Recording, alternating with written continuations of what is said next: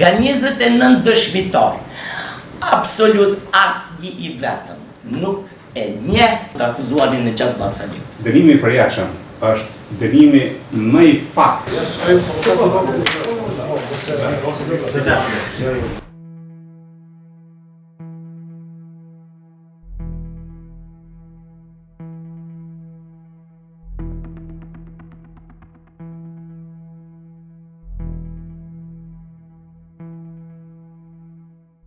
Kemi paraqitur ankesën mbi gjitha bazat ndërmore, kundra gjykimit të gjykatës në nivel të Shqipërisë. Këto shkelje konsistojnë se atë gjykimit i ndihmon në tërësi arsyetimi, edhe pse kemi një gjykim supervoluminoz me 114 faqe, arsyetimi apo elaborimi i fakteve, provave, dëshmimeve të elaboruar gjatë këtij shurtimi gjyqësor.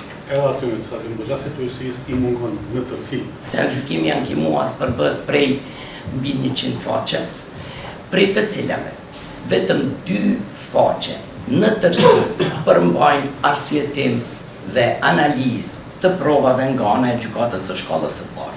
Ne që jemi profesionist e dim se bashkëhyrja është çështja më komplekse, si në të drejtën penale ashtu edhe në kodin penal.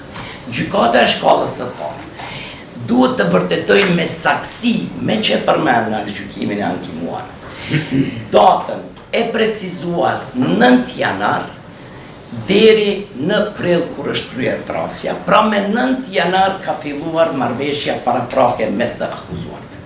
E si ka mundësi në 114 faqe gjykata të mos jetë në gjendje, fillimisht as prokuroria, të vërtetoj, të ofroj, se lere të vërtetoj, të ofroj një provë kur ka filluar kjo marrëveshje, si ka filluar, si është arritur, si janë ndarë rolet, cili është kontributi i secilit prej të akuzuarve. Kontributi i Xhat Vllazaliut në bashkëkryerjen e veprës penale të vrasjes është vënia në dispozicion e shtëpisë së tij në fshatin Novobër, Vllazaliu.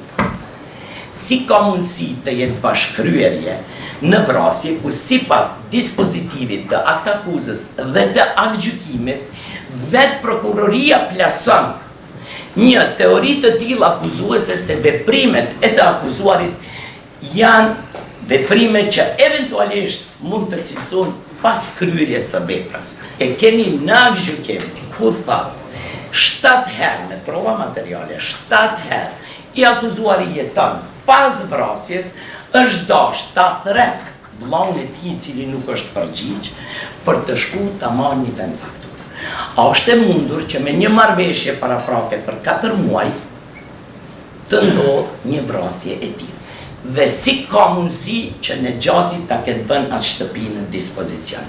29 dëshmitar për 2 vite e gjysmë janë dëgjuar në këtë shqyrtim gjyqësor.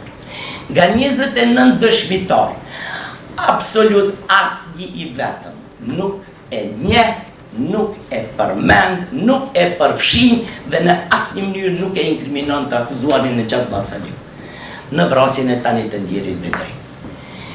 Si ka ardhi përfshirë këtu? Është deklarimi i 7 i të akuzuarit Jeton Vllazaliu në prokurori, pra deklarata e tij, po e quaj unë figurativisht famoze, mbi të cilën prokuroria ka arritur ta zbërthejë këtë rast dhe ta ndriçojë për kryerjen e vrasjes ndaj të Ndjerit Bedri. Dhe çka ndodh? Kjo deklarat, apo i beson prokuroria, a e ka ngrit akuzën mbi bazën e asaj deklarate.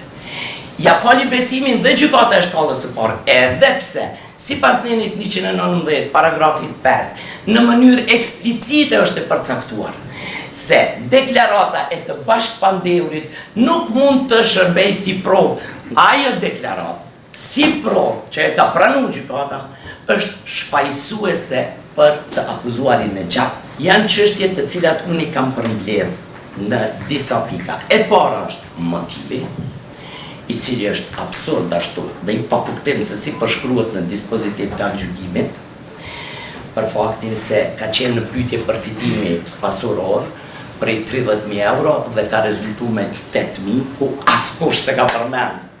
Mëre as vetë Jeton Vllazaliu se ato 8.000 pastaj i kanë dhënë. Prokuroria është marrë me sajesa. Atëherë kalojmë te akuzuarin e Xhat Vllazaliu. Ndëgjove dy mbrojtësit e tu, ki diçka më shkruar për shkruar. Gjykata shkallës parë në asnjë faqe, në asnjë pikë, në asnjë pjesë të gjykimit nuk pretendon për mizëri. Prandaj çdo thirrje e praktikë e cila pretendohet të përdoret për ta zgjuar gjykimin në emër të mizërisë është thjesht spekulim pa mbështetje në aktgjykim. Jeton Llazali, për cilën po pretendohet si në malin e dëshmive të tij të dhëna fillimisht si dëshmitare, pastaj si i personën e tij, po pretendohet se gjykata nuk ka pas të drejtë që t'i falë besimin deklaratës e tij të datës 7/10/2022. Është absolutet të pretendohet, sepse logjika e parashtruar në ankesa e referimi këtu, në qoftë se gjykata kufizohet që duhet t'i analizojë të gjitha dëshmitë për të nxjerrë një të vërtetë nga dëshmia e të akuzuarit, për bindjen time nuk e gjen ligj, edhe sa besa gjen as në praktikë. Pra gjykata ka diskrecion dhe këtë dim të gjithë dhe parashtrojmë dhe ne ju themi madje se gjykata ka diskrecion që më ndërgjegje ta vlerësoj se në prove që veç të gjej cila lidhet me tjetrën për të ardhur deri te konkluzion ligjor. A kishte konkluzion të drejtë dhe të lehtëshëm nga deklarata e datës 7/10, po kush e mbështet këtë konkluzion? Ekspertiza mjekoligjore. A kishte vetë vrasje siç po pretendojnë këta, apo kishte vrasje dinakët e Bedri Rexhepit? Ekspertiza thotë që është ngufar, jetoni thotë ka ngufar. E përshkruan në vendin, na thonë që nuk dihet vendi se ku ka ndodhur vrasja. Nuk dihet se kur ka ndodhur vrasja. Si s'dihet? Kur këta vetë pranon, jetoni thotë data 8, e pranon kuzhinën, e pranon katin e tretë, e pranon perden, e pranon veturën. Dhe thotë një sentencë të rëndësishme.